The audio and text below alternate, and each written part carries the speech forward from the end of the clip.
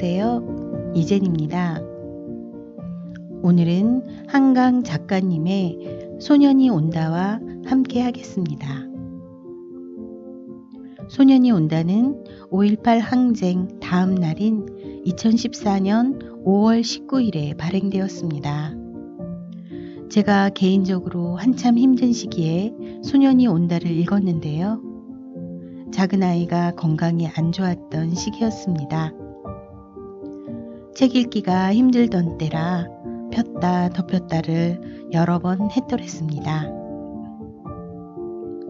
오늘은 여러분과 함께 소년이 온다 속으로 담대하게 들어가 보겠습니다. 동호는 사라진 친구 정대를 찾으러 도청으로 갔다가 죽은 시민들의 인상과 입고 있는 옷을 장부에 기록하는 일을 돕게 됩니다. 도청 상무관에서였죠. 함께 일하는 사람은 진수영, 은숙 누나, 선주 누나였습니다. 시체들은 총에 맞고 얼굴과 온몸을 구타당해 누구인지 알아보기도 어려웠습니다. 너무 많은 시체들로 일손이 모자라 중학생인 동호의 손도 절실히 필요했죠. 동호가 찾고 다니는 정대는 동호의 집 사랑채에 누나와 함께 새를 사는 친구입니다. 동호는 광장에서 자신과 함께 손잡고 다니다 총을 맞게 된 정대를 찾기 전에는 집으로 돌아갈 수가 없습니다. 상무관에는 속눈썹이 진하고 크고 깊은 눈을 가진 예쁘장한 진수영이 총괄 지도를 했습니다. 진수영은 시취를 없애는 양초상자, 목관, 갱지, 무명천, 태극기를 꼼꼼히 적고 하루 안에 구해다 주었습니다.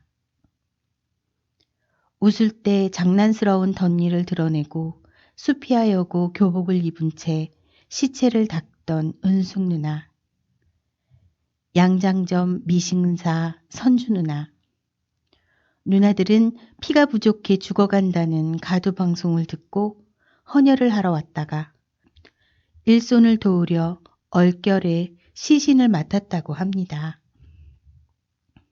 이들과 동호는 시체를 옮기고 구분하고 실종 가족을 찾는 데 도움을 주기 위한 시체의 인적사항을 적은 벽보를 붙입니다. 추도식을 치르는 일도 함께 했습니다. 15살 동호는 피비린내와 코피가 터질 것 같은 쉬치를 느끼며 냄새를 없애는 촛불을 켜고 또 켭니다. 잔인하게 칼에 베이고 부패해가는 시신들을 마주하며 정대를 기다립니다. 추도식에서 나라에게 죽음을 당하고도 애국가를 부르는 것, 나라가 아니라 폭도가 군인이라고도 하는 말이 어떤 의미인지 동호는 뭐가 뭔지 미묘하기만 합니다. 강당은 죽은 사람들로 빽빽이 메워졌습니다. 물결처럼 출렁거렸던 수십만의 사람들은 계엄군이 들이닥칠 거란 공포로 집회 규모가 빠르게 줄었습니다. 거리는 사람 없는 죽은 도시 같았습니다. 동호 친구 정대는 찾을 수 없었습니다. 군인들이 실어가 묻어버렸는지, 어느 병원에선가 치료를 받고 있는지, 아직 의식이 없어 전화를 못하는 건지. 엄마가 작은 형과 함께 동호를 데리러 왔지만 엄마가 동호의 교련복 소매를 움켜잡았지만 걱정 마요. 며칠만 일 거들다가 들어갈게요. 정대 찾아서 하며 동호는 상무관으로 뛰어들어갔습니다. 계엄군이 온다는 날, 모두 개죽음을 당할 거라는 날, 엄마가 또 찾아왔지만 6시에 여기 문 닫는데요, 엄마. 라고 말하고 동호는 강당으로 도망칩니다. 동호는 진수형과 강당의 마지막으로 남은 사람들과 함께 도청을 지킵니다. 계엄군이 들이닥치고 동호는 비슷한 또래의 4명과 함께 나란히 걸어나가 손들고 항복을 합니다. 항복을 하면 어린 너희를 죽이진 않을 거야. 진수영 말은 틀렸습니다. 나란히 걸어 나오던 아이들은 가지런히 총으로 사살당합니다. 쏘지도 못하는 총을 나눠 가진 진수영과 도청을 지킨 마지막 시민들은 광주 시민 2배의 수량인 80만 탄환을 준비한 계엄군과는 다른 세상을 사는 사람들이었습니다. 그 후 쏘지도 못하는 총기를 소지한 극렬분자 김진수와 살아남은 시민들은 군인에게 체포되어 상무대 유치장으로 갑니다.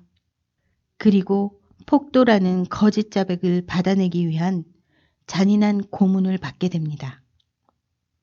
석방됐지만 다시 세상에 나왔지만 고문과 굶주림의 고통을 지우지 못하고 양심을 끝까지 부둥켜 하는 그들은 평범한 삶을 살지 못합니다. 10년이 흘러도 몇십 년이 흘러도 고통스러운 기억으로 자신을 갉아먹으며 보통의 삶을 살 수 없고 정신병과 자살로 이어지는 삶이 되기도 합니다. 캐릭터 탐구 시간입니다. 상무대 유치장의 16살 영재와 잔혹한 고문도 이야기해 보겠습니다. 총기 소지 극렬분자로 체포당한 시민들은 상무대 유치장에 갇히게 됩니다. 그 안에 16 영재도 있었죠. 상무대 유치장에 갇힌 시민들은 비녀꽃기, 통닭구이, 물고문, 정기고문을 받으며 거짓 자백을 해야 했습니다. 시민들은 한 방에 둘씩 갇혀 있었는데 식판 하나, 한 줌의 식사를 둘이 나누어 먹었습니다. 지독한 굶주림에 김치 한쪽, 콩나물 한쪽 때문에 짐승처럼 으르렁거렸습니다. 김진수와 23살 복학생은 함께 갇혀 있었죠. 공허한 눈으로 짐승들처럼 싸우는 그들에게 한 아이가 말합니다. 우리는 죽을 각오를 했었잖아요. 16살 영재였습니다. 그날 이후 김진수는 영재에게 말을 걸고 삼촌과 조카처럼 지냅니다. 영재는 초등학교만 마치고 목공소에서 기술을 배우다 외사촌 형을 따라 시민군에 들어갔다가 체포당하게 된 거였죠. 외사촌 형이 죽었다고 말할 때도 안 울던 영재. 뭐가 제일 먹고 싶냐는 진수영 말에 카스테라가 제일 먹고 싶어요. 사이다 하고 말하며 영재는 울었습니다. 영재는 왼손 손가락들 사이에 약솜이 끼워진 채 눈 언저리를 닦았습니다. 유치장에 갇힌 영재를 포함한 시민들의 왼쪽 손가락에는 약솜이 끼워져 있습니다. 조사실에서는 모나미 검정 볼펜으로 뼈가 보일 때까지 같은 곳만 상처를 냈습니다. 뼈가 드러나면 약솜을 그곳에 끼워줍니다. 그리고 다시 약솜을 빼내 같은 곳을 볼펜으로 끼우고 짓이겼습니다. 어떤 대답을 하든 소총의 개머리판이 얼굴에 날아왔고 쓰러지면 등과 허리를 밟고 뒤집으면 군화로 정강이를 짓이겼습니다. 조사실에서 방으로 돌아오면 정자를 하고 정면의 철창을 똑바로 바라봐야 합니다. 눈동자가 움직여도 눈꺼풀을 담뱃불로 문질렀습니다. 손톱과 발톱 속으로 송곳을 꽂을 때는 몸이 사라져 주기를, 제발 내 몸이 지워지기를 유치장에 갇힌 시민들은 빌고 빌었습니다. 복학생은 9년형, 김진수는 7년형, 어떤 시민은 사형, 어떤 시민은 무기징역. 부조리가 자백하듯 형량은 무의미했고 모두 특사로 석방됐습니다. 그러나 일상의 삶은 찾을 수 없었고 정신적 후유증은 나을 수가 없었습니다. 김진수는 영재가 정신병원을 들어가게 됐다는 소식을 듣게 됩니다. 가끔 복학생을 찾아왔던 김진수는 이제 죽고 없습니다. 양심을 끝까지 부둥켜 안고 있던 유리처럼 맑은 영혼의 그들은 지금도 날마다 살아가면서 살아있다는 치욕과 싸웁니다. 이제 내 말 시간인데요. 은숙 누나와 선주 누나는 헌혈을 하러 줄을 서다 시신을 수습하는 일을 돕게 되었죠. 계영군은 손을 들고 줄 맞춰 나란히 걸어 나오는 어린아이들을 무참히 쏩니다.